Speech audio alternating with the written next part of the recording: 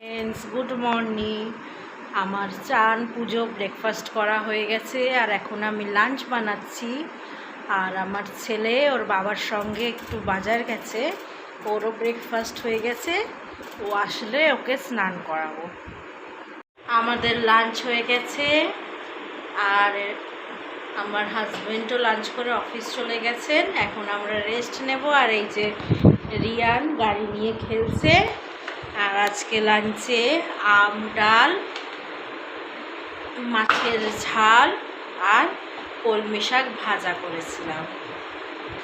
তো এখন আমি আর আমার ছেলে রেস্ট নেব।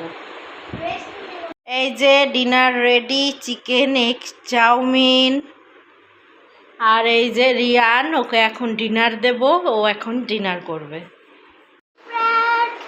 দেখতেই পাচ্ছ এখন আমরা ঘুমাতে এসেছি আর বাবা এখন টিভি দেখছে।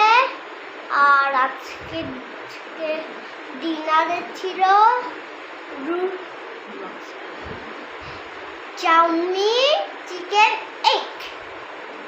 আর বাবা এখন টিভি দেখছে আর এখন আমি আর আমার মাম্মি ঘুমাতে এসেছি।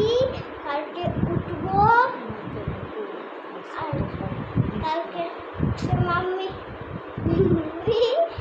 মন্দিরে পূজা দেবে না, কারণ মাম্মি পুরো মানডেটাই যায়। আমি